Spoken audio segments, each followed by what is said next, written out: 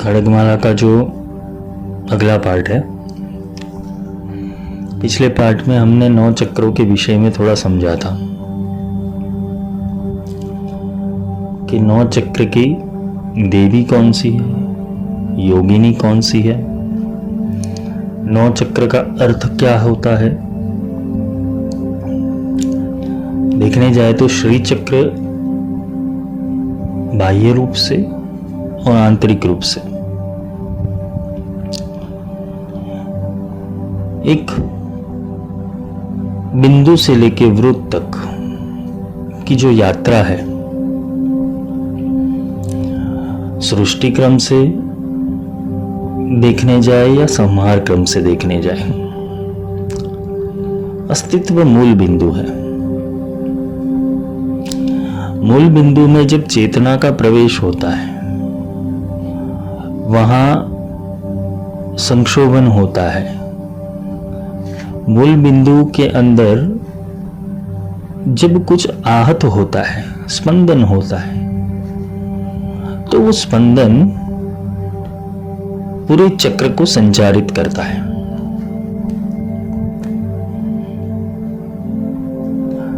तुम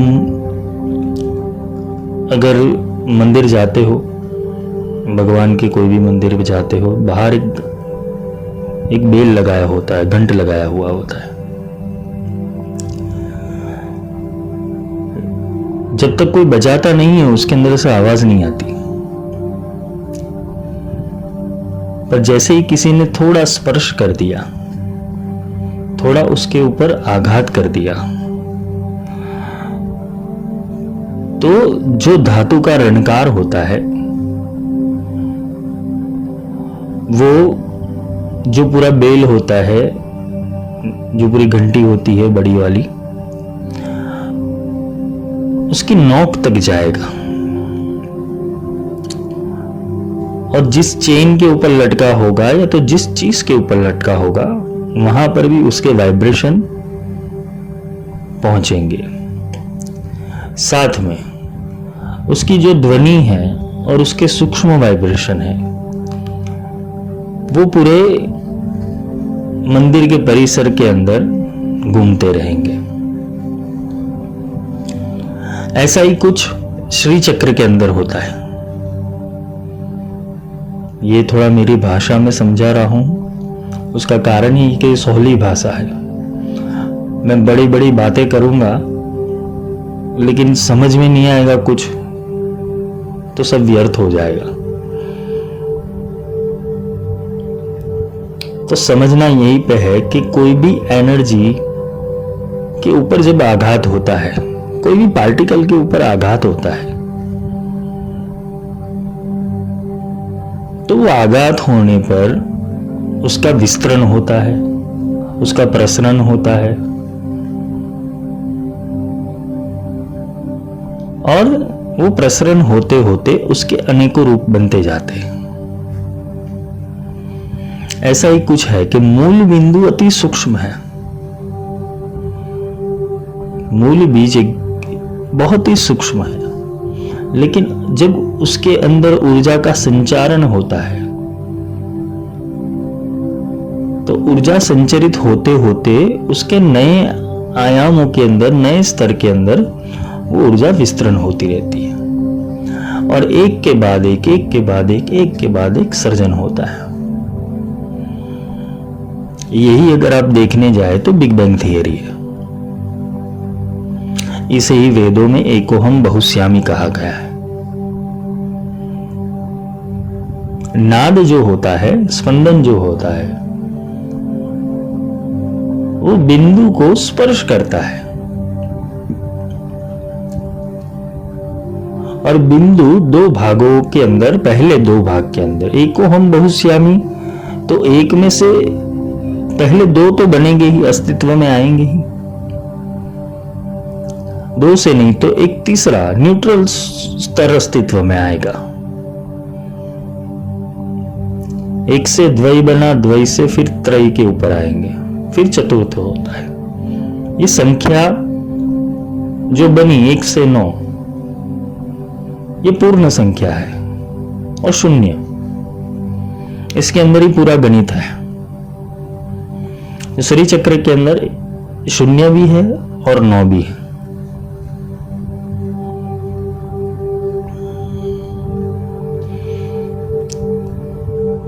तो 0 से 9 तक जाने हेतु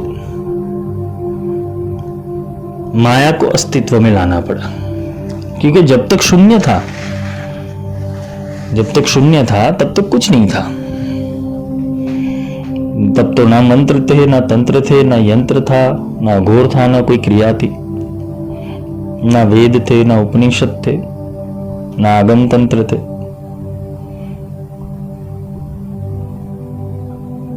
सब क्रियाएं शून्य से सर्जित हुई। जो भी निर्माण हुआ है वो ऊर्जा का स्पंदन जब बिंदु के अंदर हुआ तब हुआ, और फिर पूरा विस्तरण हुआ, संचारण हुआ, फिर माया के एक एक स्टेप बनते गए। त्रिगुणात्मक रूप त्रिकोण अस्तित्व में आया, शक्ति का मूल केंद्र।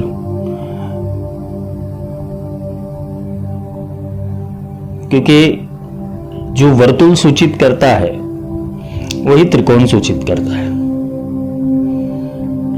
पर त्रिकोण का जो डायमेंशन है, वह त्रिकोण की जो भूमिति है, उसके अंदर एनर्जी सीधी लाइन के अंदर रोटेशन करती है, वो स्ट्रेट है, उसका रूपांतरण भी स्ट्रेट है, वो रेखा को पकड़कर चलती है। इसलिए सब लोग त्रिकोण की पूजा करते हैं, बिंदु और त्रिकोण की। जबकि वर्तुल क्या है?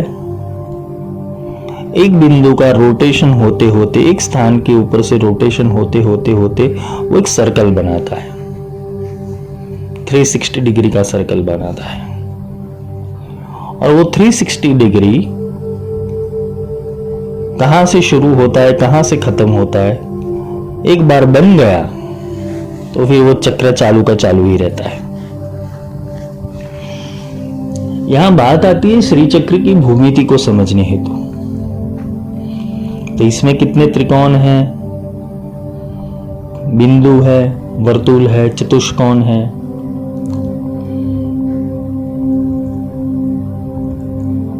क्योंकि जब तक तुम्हारी एनर्जी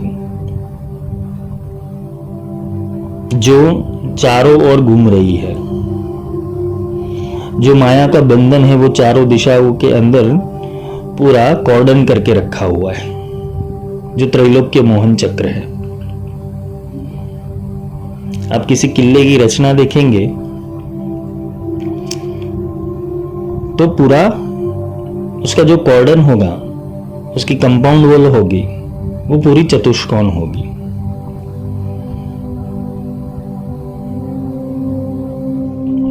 फिर उसकी रचना गोलाकार में आती है।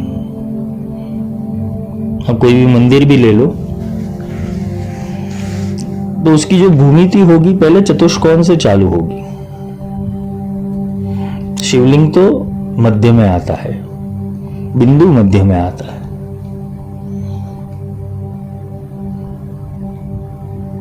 तो इसका साइंस क्या है? और त्रिकोण को बड़ा किया हुआ है, त्रिकोण को मेरू की तरह बड़ा किया हुआ है। अब कोई भी शिखर ले लो मंदिर का, आप सीधे फेस से देखने जाओगे तो त्रिकोण दिखेगा, लेकिन है 4 कोणों का। और फिर उसके ऊपर कोई कलश की स्थापना होती है, जहां से एनर्जी कॉन्सेंट्रेट होकर गर्भगृह में जाती है। इसका विज्ञान है ये सब,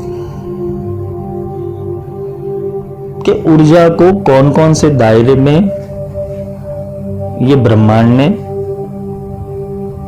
इसका ऊर्जा का विस्तरण किया हुआ है। जो महासत्ता है उसने, तो महासत्ता ने ये विस्तरण करते करते करते एक रचना बनाई, और महादेवी ने उसके भीतर शक्ति पूरी, प्राण पूरा।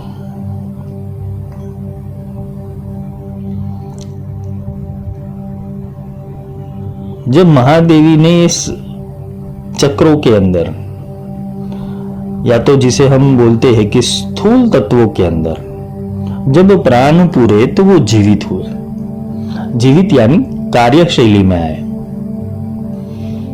पहले जब आदि मानव हुआ करते थे, तो आदि मानव हुआ तो उनको ज्ञान कैसे हुआ कि इसे अग्नि कहते हैं, इसे वायु कहते हैं, इसे जल कहते हैं,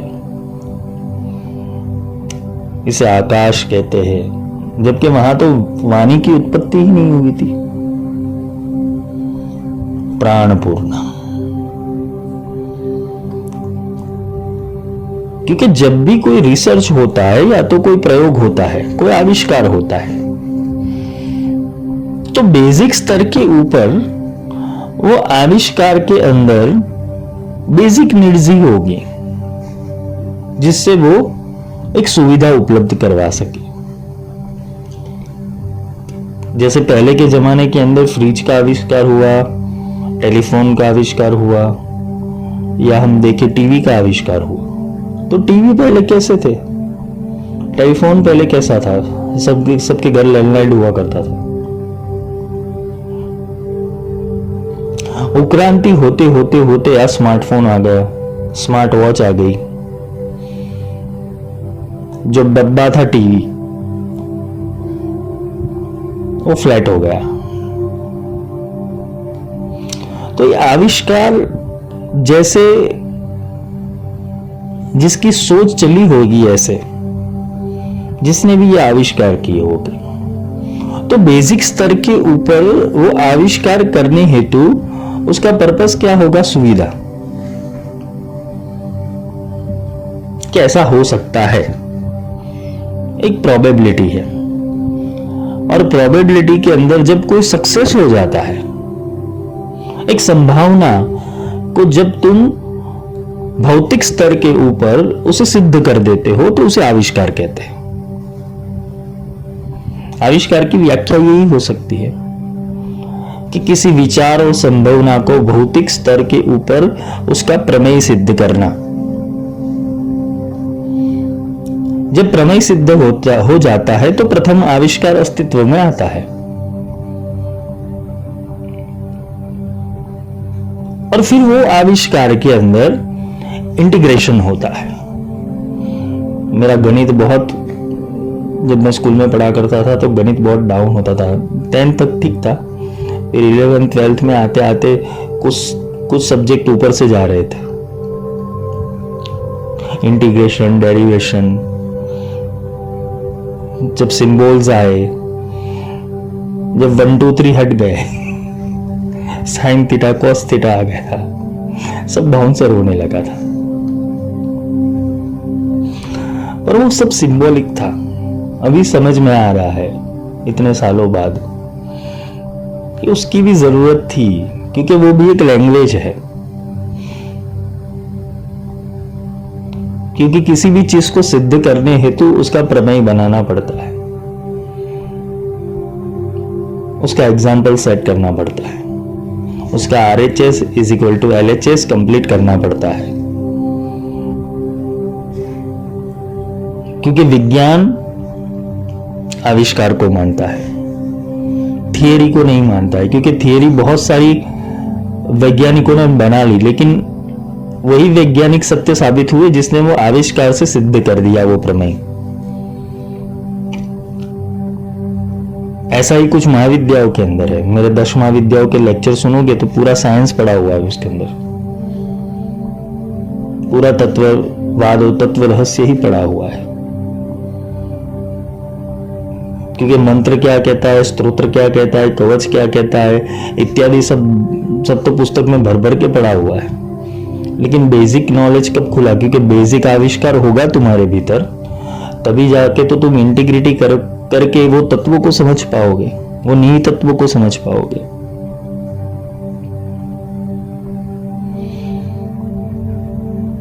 हम भौतिकवाद से, जड़वाद से सूक्ष्मता के ऊपर आना है।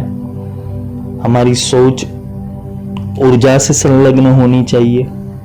हमारी सोच वाइब्रेशन से संलग्न होनी चाहिए, हमारी सोच अवस्थाओं से संलग्न होनी चाहिए, क्योंकि सोच की उत्क्रांति करनी जरूरी है। जब तक सोच की उत्क्रांति नहीं होगी तो हमारा थॉट प्रोसेसर कुछ काम नहीं कर पाएगा। ये वाणियां खुलेगी कैसे? सब लोग कहते हैं मध्यमा, परा, पश्यंती, वैखरी, लोग इसके कोर्स भी कराते हैं। ठीक है, अच्छा है, कराना चाहिए, पर ये खुलेगी कैसे? तुम्हारा थॉट प्रोसेसर तो पहले चेंज होना चाहिए। क्योंकि मैं जब श्री चक्र के अंदर प्रवेश करता हूं तो मुझे विज्ञान समझ में आता है और लोगों को उसकी पूजा समझ में आती है। मैं वहां ऊर्जा के कुछ आंदोलनों को महसूस करता हूं, ऊर्जा का एक स्वरूप देखता हूं, ऊर्जा का कुछ सिद्धांत देखता हूं।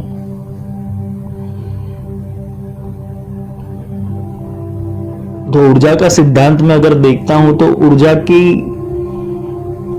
वाणी से ही उसे समझूंगा।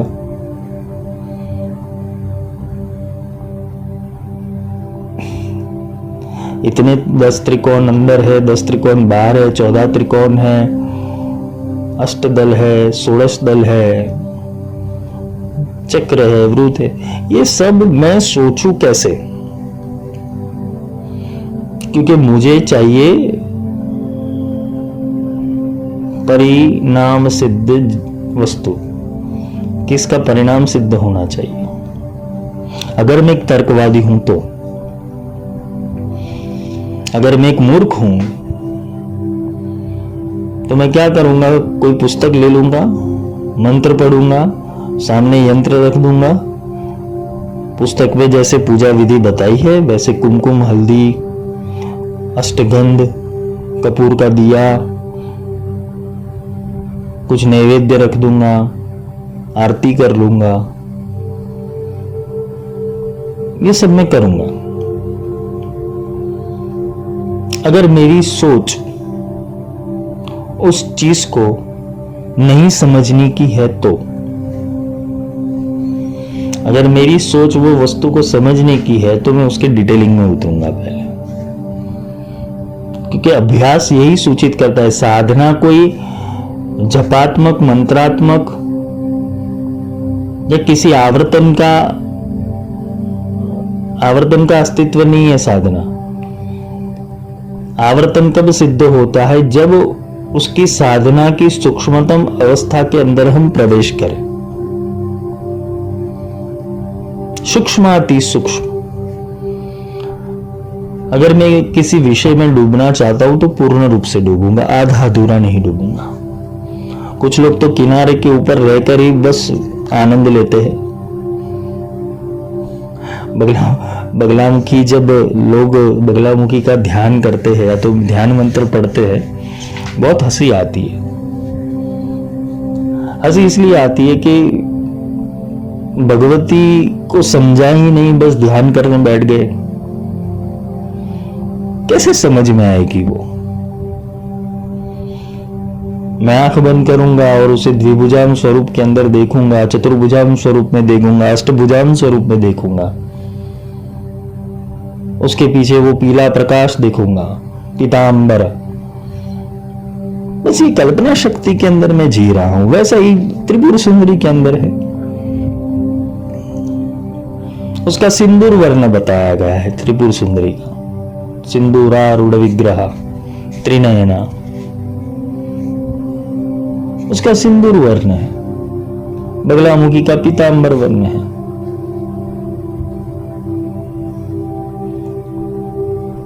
तो मैं अपने कपोल के ऊपर वो एक आकृति बनाऊंगा, पर मेरा ध्यान तभी जाके सही सिद्ध होगा, या तो मेरी साधना तभी जाके सही सिद्ध होगी जब ये एक एक मंत्र को मैं समझने की कोशिश करूंगा कि ये ऐसा यहां पर क्यों लिखा गया है।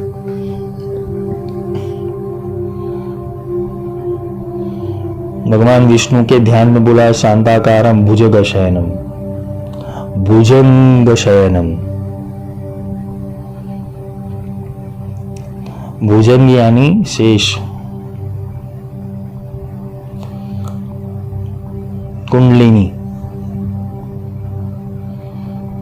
कुंडलिनी के ऊपर भगवान सो रहे हैं। इसका अर्थ तात्पर्य ये है, भुजग शयनम पद्मनाभम सुरेशम। यहां पर भी पद्म आता है।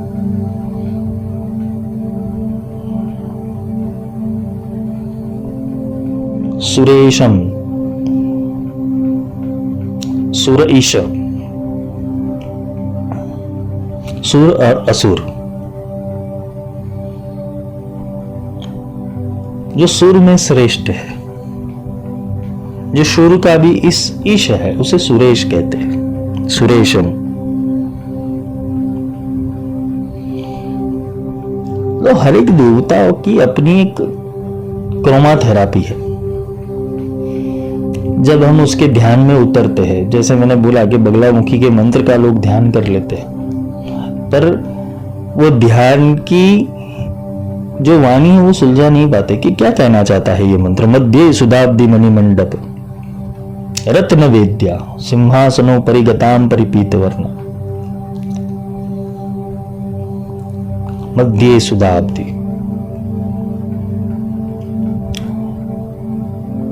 मध्य यानी तुम्हारे आज्ञा जो चक्र है, आज्ञा चक्र है, उसके भीतर में 1 अंगुल तुम भीतर उतरोगे और सहस्त्रार के अंदर 1 अंगुल भीतर उतरोगे। ये दोनों का जो मध्य बिंदु होता है, वहां पर उसका प्रागट्य होता है।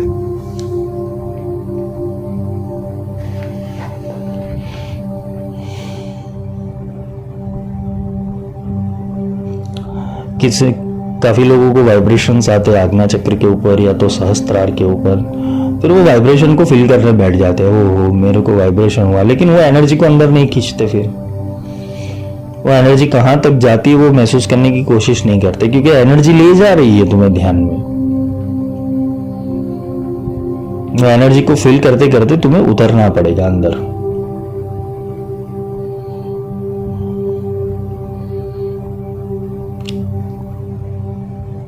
उसे ही मध्य सुधाब्दी मणि मंडप बोला गया कि मणि मंडप कौन सा है। तुम्हारा मस्तिष्क देख लो, तो जहां से सूर्य नाड़ी, चंद्र नाड़ी और सुषुम्ना नाड़ी, ये तीनों का मध्य बिंदु कहां पर है।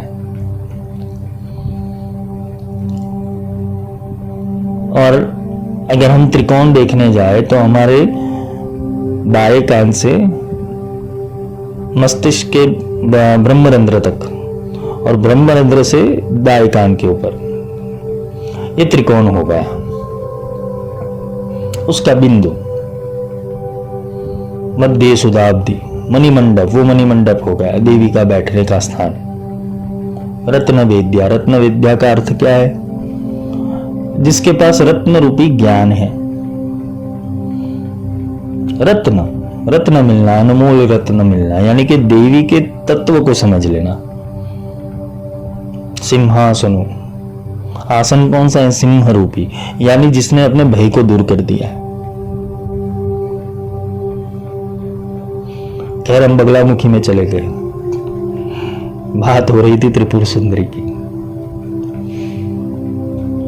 तो ये सब गणित और विज्ञान भी समझने की कोशिश करनी है। हर एक मंत्र का अर्थ जो भाषांतर में किया गया वो नहीं होता है। हनुमान चालीसा भी, मैंने हनुमान चालीसा के कुछ अंश लिए थे पिछले लेक्चर में, उसमें भी अपने देखा होगा भाषांतर से कोई लेना देना है ही नहीं, क्योंकि सारी चीजें वैखरी के अंदर है। कोई परातत्व को देख लेता है तो वो वहां तक उसकी सोच जानी चाहिए, साधक की सोच वहां तक जानी चाहिए कि आखिर ये मंत्र बोल क्या रहा है। हम लगे पड़े मंत्रों करने के लिए, लेकिन ये ठीक है, तुम बाह्य रूप से कर रहे हो, अपने मन को संतोष दे रहे हो, तो ठीक है, तुम करो। तो जब तक समझ ही नहीं है मैं किसको भज रहा हूं, कौन से स्वरूप को भज रहा हूं, तो पूजा करने का लाभ क्या है? आपको मन, अपने मन को मना रहे हो और कुछ नहीं।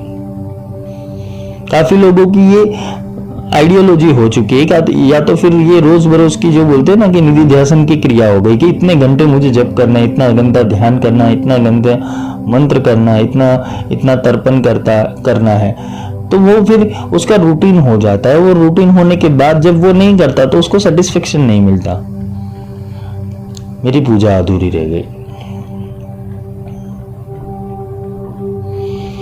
ये जो खड़गमाला है, खड़गमाला एक ऐसा स्तोत्र है कि तुम पल पल उसको महसूस कर पाओ। मैंने आगे के लेक्चर में भी समझाया था खड़गमाला के अंदर कि ये सारी शक्तियों को सेंट्रलाइज कर देती है, क्योंकि अस्त्र है। अस्त्र में पूरी शक्तियों का संधान होना जरूरी है। जब पूरी शक्तियों का संधान हो जाएगा तभी जाके अस्त्र एक्टिवेट होगा, यानी कि तुम्हारी पूरी समझ इससे करना है, साम्यक रूप से करना है। जो भी कर रहे हो वो तुम करो, फिर या तो फिर तुम ऐसे हो जाओगे कुछ करने की जरूरत नहीं पड़ेगी तुम्हें।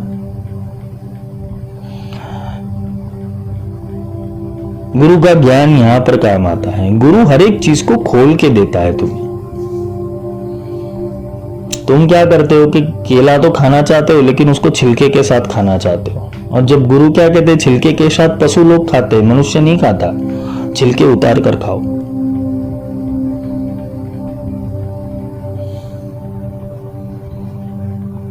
ऐसे ही इसलिए शास्त्रों में या आगम तंत्रों के अंदर या तंत्रसार के अंदर या महाविद्या के क्रम के अंदर बोला गया कि जो पुस्तक पढ़कर मंत्र करता है वो पशु योनि में जाता है। उसका कारण ही यही है, उसने छिलके उतारे ही नहीं। फ्रूट तो है अवेलेबल मार्केट के अंदर, लेकिन उसको ना धोया, ना साफ किया, ना उसका छिलका उतारा, वो सही है कि नहीं उसको परखा नहीं।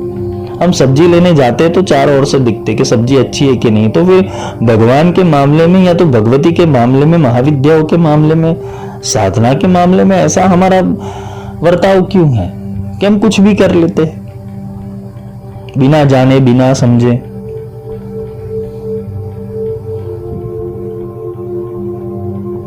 कृष्ण ने यही कहा था, साधुता परित्राण होगी तब मैं आऊंगा। परित्राणाय साधुनाम विनाशाय च दुष्कृताम धर्म संस्थापना। धर्म का स्थापन अपने भीतर करना है।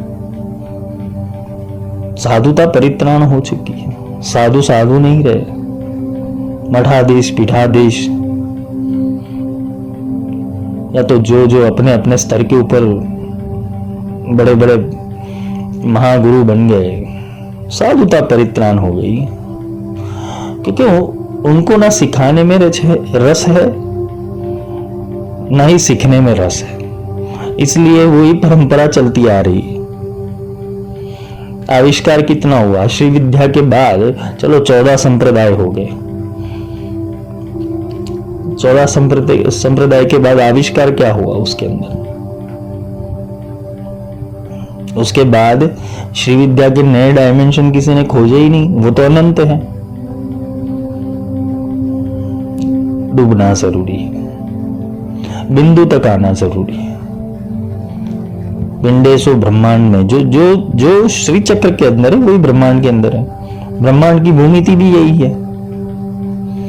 सही बात है, लोग कहते हैं कि भाई श्री चक्र की पूजा करने से पूरे ब्रह्मांड की पूजा का फल मिलता है। सही बात है, लेकिन क्या पढ़ने से हो जाएगा कि तुमने सोच लिया मुझे ब्रह्मांड के पूजन का पुण्य मिल गया, तुमने सोच लिया सारे देवी देवताओं के पूजन का पुण्य मिल गया, तुमने सोच लिया, पर क्या क्या हकीकत क्या है? काफी श्री विद्या साधकों को मैं देखता हूं, उनको कुछ पूछ लो वो बोलते नहीं नहीं हमें तो सिर्फ मंत्र करने की आज्ञा। ये क्या सोचने की जरूरत थोड़ी है। क क्या है, ई क्या है, हलरिम क्या है, सकलरिम क्या है, सोचने की जरूरत थोड़ी है हमें। क्या हमें तो बोला गया मंत्र करो बस। सही बात है। कुछ लोग कहते हैं कि भज गोविंदम मूढ़ मद, वो भी सही है, पर कब भज गोविंदम मूढ़ मद कब करना है? समझ कर करना है। एक बार समझ प्राप्त कर ली, उसके अस्तित्व को जान लिया, स्वरूप को जान लिया, फिर तुम करो भज गोविंदम मूढ़ मद। पर जब तक जाना ही नहीं तो तब तक तो तुम खाई में ही गिर रहे हो। तुम राधा भक्ति करना चाहते हो, प्रेम भक्ति करना चाहते हो, गोपी भक्ति करना चाहते हो, या विद्वान बनना चाहते हो, जो भी बनना चाहते हो। राधा ने भी कृष्ण को समझा था, गोपी ने भी कृष्ण को समझा था, कृष्ण की वाणी को समझा था, फिर वो बोलते हैं ना कि फिर वो अंधी हुई, फिर उन्होंने समर्पण कर दिया। पहले समझा, वही गोपियां पहले शंका कर दी थी कृष्ण के ऊपर, वही राधा पहले शंका करती थी कृष्ण के ऊपर।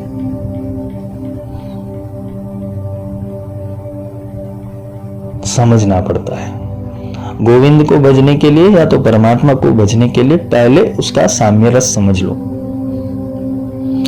तो ये खड़गमाला कुछ नहीं है साम्य रस पूरा। कैसा साम्य रस है?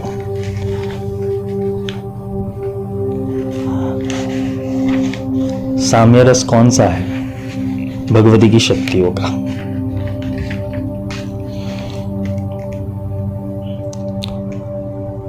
आज हम श्री चक्र के जो देवी खड़गमाला है उसके स्तोत्र के अंदर प्रवेश करते हैं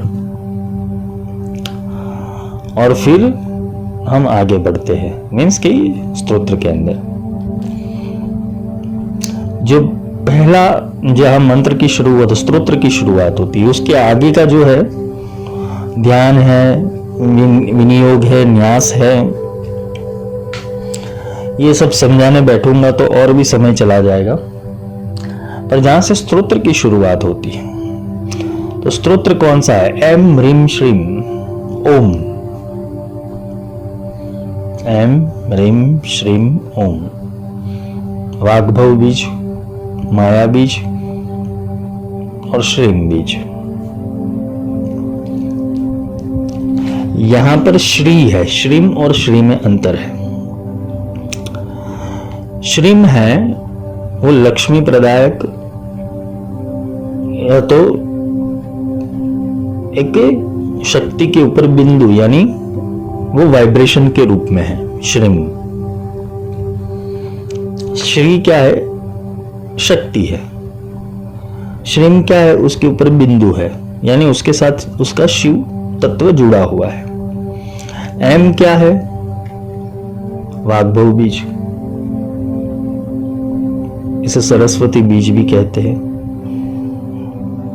तो सरस्वती से माया यानी व्यापिनी। रिम का अर्थ व्यापिनी भी है, माया भी है, भुवनेश्वरी भी है। हर ईम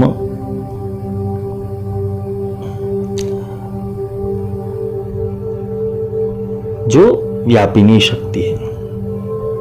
श्रीम, ये सबके ऊपर बिंदु लगे हुए हैं, यानी वो अपने चैतन्य शक्ति के साथ है। एम ह्रीम श्रीम ओम। फिर कौन आता है? ओमकार आता है, तो मूल नाद ब्रह्म है इस ब्रह्मांड का। नमस्ते त्रिपुर सुंदरी। त्रिपुर सुंदरी का अर्थ तो मैंने पहले भी बताया हुआ है, उसको नमस्कार करना है। फिर क्या आता है? हृदय देवी, शिरो देवी, शिखा देवी, कवच देवी, नेत्र देवी, अस्त्र देवी। अब जो लोग न्यास करते हैं, अंग न्यास करते हैं,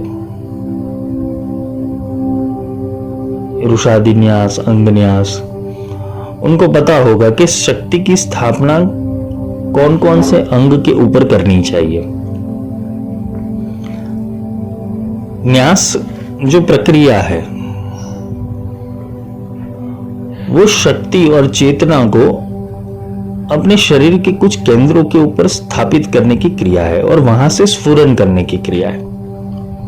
पहले बीज को स्थापित किया जाता है, फिर उसको शक्ति दी जाती है और उसको किलन किया जाता है, फिर फल लगते हैं उसके ऊपर। जैसे बीज होता है, आम की गुठली जमीन के अंदर डाल दो, फिर उसको सिंचन करो, उसको प्रतिदिन पानी डालना पड़ेगा, खाद्य डालना पड़ेगा, अच्छे से उसको संभाल करना पड़ेगा 7-8 साल तक, फिर फल लगते हैं। साधना भी कुछ ऐसे ही है, आम के पेड़ जैसा ही है।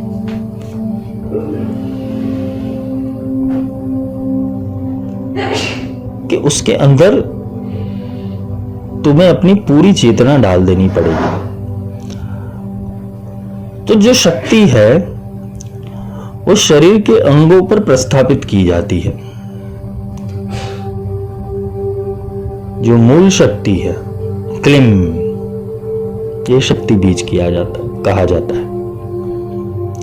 एम वो तुम्हारी वाणी और मस्तिष्क में आता है। एम एम एम, तुम एम का जाप करो, कहां पर वाइब्रेशन होते देखो। क्लीम क्लीम क्लीम, क्लीम का वाइब्रेशन देखो। सो सो सो, सो का वाइब्रेशन देखो। तुम्हें ये मंत्र की चेतना कहां कहां शरीर में जाती है वो पता चलेगा। साथ में जो ये पहले के 5 है, हृदय देवी, शिरो देवी, शिखा देवी, कवच देवी, नेत्र देवी, अस्त्र देवी, इसे हम न्यास में कैसे करते हैं? ओम हृदयाय नमः, ओम शीर्षे स्वाहा, ओम शिखाय वौषट, ओम कवचाय हुम, त्रिनेत्रत्राय वौषट, अस्त्राय फट, जो न्यास में करते, जो लोग न्यास सीखे हुए। तो यही न्यास का प्रयोजन ये स्तोत्र के अंदर है, और उसको देवी के रूप में बोला गया है। तो देवी की जब संचारण होती है, कहां से संचारण होती है? मध्य सुधाब्धि मणिमंडप रत्न वेद्या सिंदूरारूढ़ विग्रह त्रिनयना, कहां से होती है? सहस्त्रार से।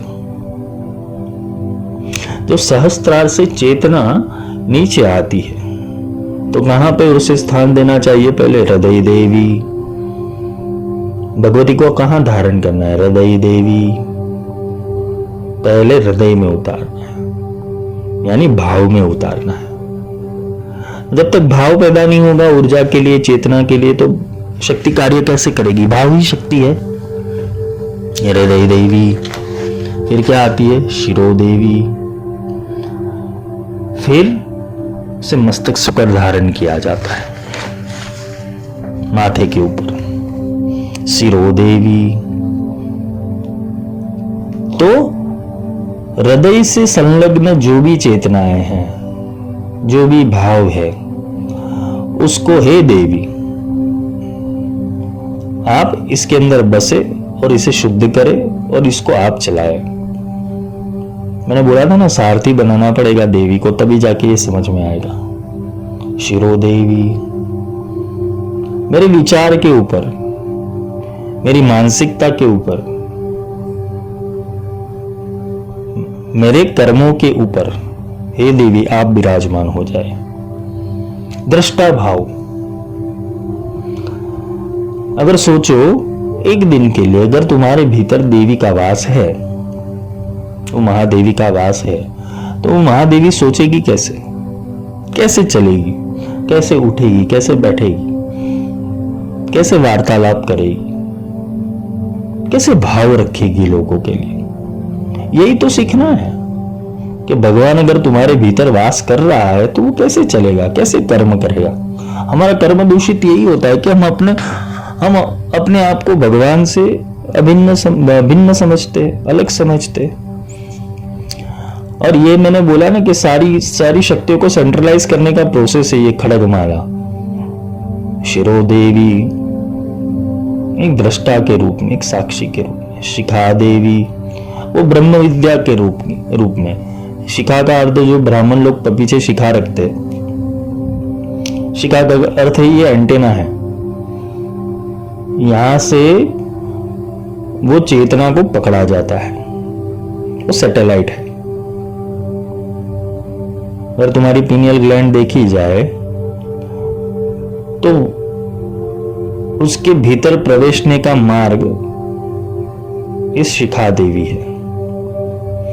वहां से जब ऊर्जा होता है तो उसको शक करके उसको नीचे उतारा जाता है, और जब ऊर्जा वहां शिखा देवी के ऊपर आती है तो अंदर से बोलते हैं ना कि ड्रिलिंग करती है, वहां पर वाइब्रेशन आते हैं, और या तो वो अंदर उतरेगी या तो कुछ बाहर खींचेगी, किसी साधकों को पीछे से खींचती है, वो वाइब्रेशन आता है वो पीछे खींचता है, पीछे की ओर। तो ये कुछ नहीं, वो महादेवी का आगमन की क्रिया तैयारियां हो रही है और महादेवी तुम्हारा सैटेलाइट ठीक कर रही है। शिरो देवी, तो ये जब दृष्टा अवस्था में होगे, साक्षी अवस्था में होगे, तभी समझ पाओगे कि ये वाइब्रेशन की, बोलते ना कि वाणी क्या है, भाषा क्या है। शिखा देवी, जब ये चेतना उतरती है, जब चेतना ये शिखा के मार्ग से, शिर के मार्ग से, हृदय के मार्ग से जब उतरती है तो तुम्हें प्योरीफाई करती है, तुम्हारा थॉट प्रोसेसर चेंज करती है। ये शिखा देवी और शिरो देवी। हृदय देवी तुम्हारे भावों को शुद्ध करती है, भाव के ऊपर कार्य करती है। पहले तुम्हारे भीतर वो भगवती के लिए भाव क्रिएट करेगी, ममता, करुणा, प्रेम, ये सब हृदय देवी का कार्य है। क्योंकि साधना के अंदर सारी चीजों को एकाग्रता में लाना पड़ेगा। ज्ञान को भी देखना है, भाव को भी देखना है, भक्ति भी करनी है, श्रद्धा भी रखनी है, प्रेम भी करना है, समर्पण भी करना है, सब करना है, तभी जाके ये अस्त्र चलेगा तुमसे।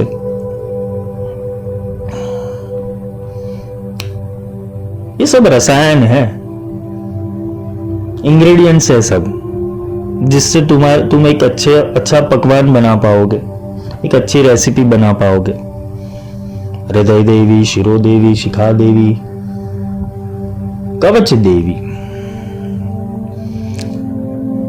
जब ये चेतना तुम्हारे भीतर उतरती है तो प्रोटेक्शन के साथ उतरती। गुरु कवच देते हैं। गुरु कवच देना यानी पहले तुम्हें सब द्वंद्वों से मुक्त करते, विषाद से मुक्त करते हैं, अपने स्वाध्याय से तुम्हारे मन के अंदर की विकार दूर करते हैं पहले।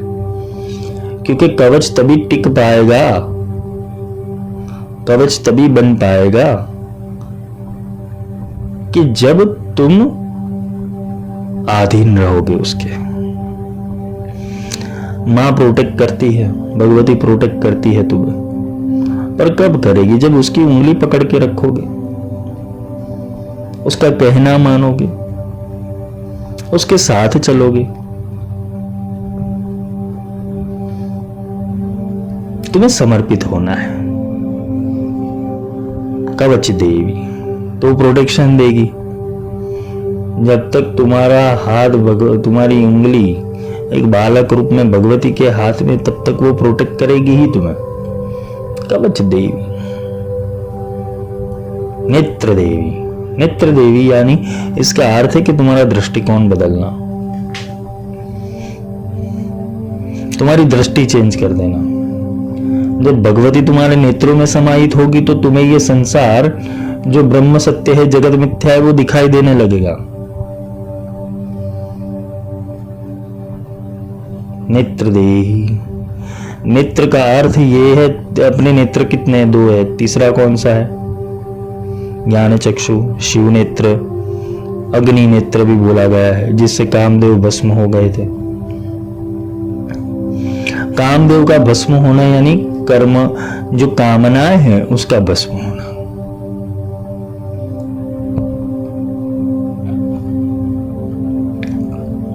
कर्म तो करना ही पड़ता है, लेकिन आसक्ति को खत्म करना तो वो ज्ञान से ही संभव है, अग्नि नेत्र से ही संभव है, शिव नेत्र से ही संभव है। नेत्र दे, तो वो नेत्र देती है। कौन सा नेत्र? परखने का, पारक पद देती है वो, एनालिसिस करने का। ज्ञान रूपी चक्षु देती है, जिससे तुम ये मेथड को समझ पाओ, उसको समझ पाओ, तुम भगवती के स्वरूप को समझ पाओ, स्वरूप को देख पाओ, इसलिए वो नेत्र भी देती है। नित्यत्राय वौषट,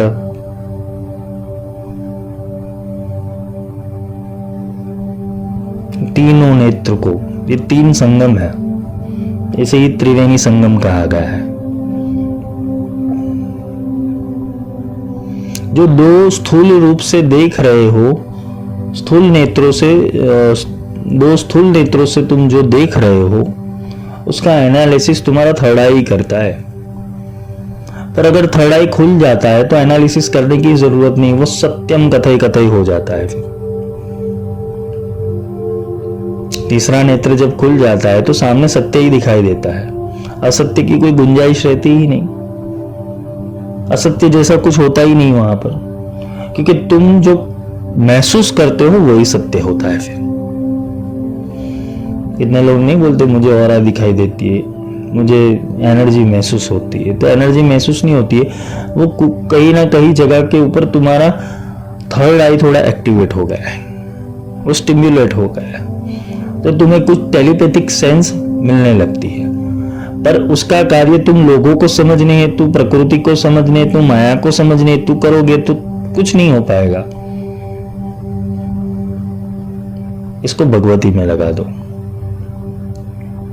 उसको समझने हेतु लगा दो। नेत्र देवी, उसके स्वरूप को देखने के लिए वो तुम्हारा नेत्र खोल देती है। जैसे कृष्ण का विराट स्वरूप था तो अर्जुन को नहीं दिखाई दिया था,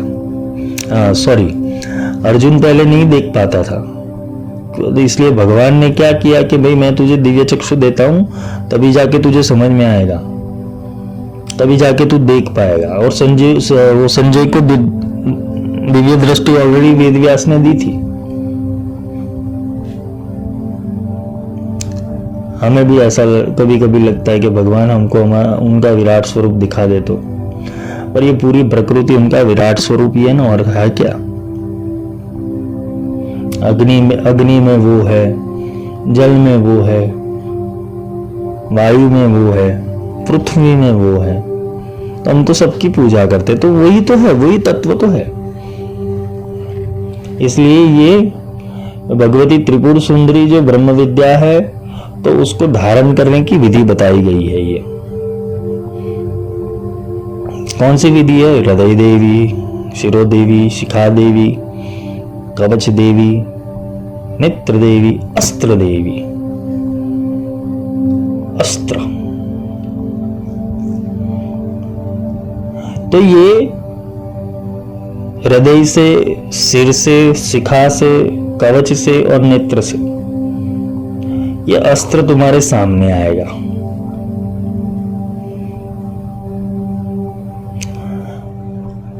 ये अस्त्र तुम्हारे सामने आएगा जब नेत्र खुल जाएगा, जब ज्ञान चक्षु खुल जाएंगे, जब तुम्हारा बहिर्याग छूटकर अंतर्याग में प्रवेश हो जाओगे, तो फिर जाके तुम्हें उसके 16 स्वरूपों का ज्ञान होता है, जो भगवती की नित्य शक्तियां हैं,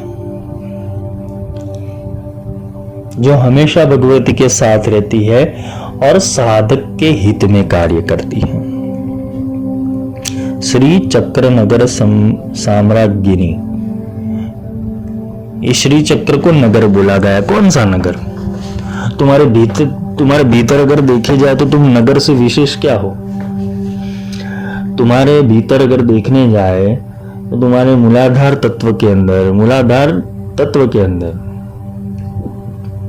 मूलाधार चक्र के अंदर जो पृथ्वी तत्व है, वो पृथ्वी से संलग्न कितने सारे बैक्टीरिया, वायरस, जीवाणु, विषाणु सब तुम्हारे भीतर है। वो एक सृष्टि हो गई। उससे ऊपर आओगे तो जल तत्व है, उससे ऊपर अग्नि तत्व, उससे ऊपर वायु तत्व, उससे ऊपर आकाश तत्व। तो ये सारे पंच तत्वों का अपने अपने बैक्टीरिया, वायरस, जीवाणु, विषाणु, उनकी सृष्टि। अगर पैरेलल यूनिवर्स की थियरी अगर हम समझने जाए तो एक कण के अंदर एक ब्रह्मांड है। ये भगवान दत्तात्रेय ने परशुराम को सिखाया था। तो एक पत्थर का भी अस्तित्व है, तो पत्थर के अंदर भी सृष्टि ऑलरेडी निर्मित हो चुकी है। उसने विज्ञान की भाषा में अगर समझने जाए तो प्रोटॉन, न्यूट्रॉन, इलेक्ट्रॉन है,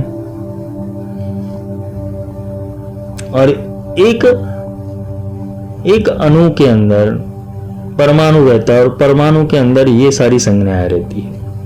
हमारे एक सेल के अंदर पूरी एक सृष्टि है। अगर हम माइक्रोस्कोप से हम उसे देखने जाए तो ये पूरा नगर जो है हम साथ में लेके ही चलते हैं, जिसे हमारा शरीर कहते हैं। और उसकी साम्राज्ञनी कौन है? भगवती। उसको संचालन कौन करती है? भगवती। पर जब वो अपने रथ, अपने श्री चक्र के रथ के ऊपर आती है, तब जाके वो असुरों का संहार करती है।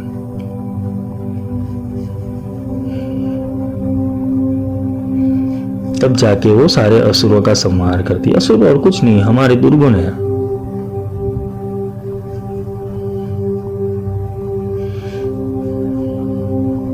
भंडासुर वधो युक्त।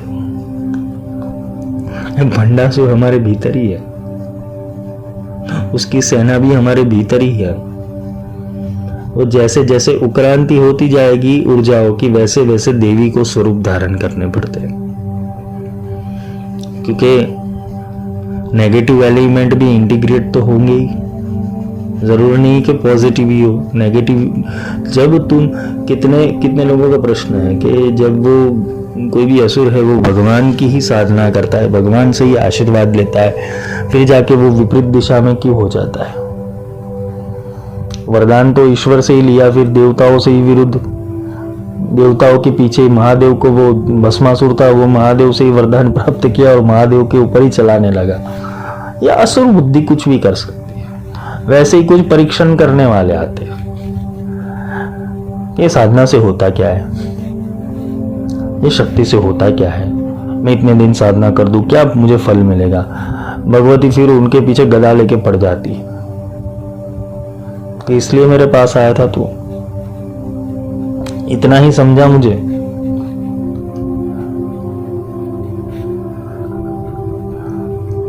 असुर तत्व यही करता है। असुर क्या करता है? देवताओं की शक्ति यानी इंद्रियों की शक्ति को विपरीत दिशा में ले जाता है, जिससे वो अपना राग, द्वेष, ईर्ष्या, मोह, कामनाएं, वासनाएं सब पूर्ण कर सके।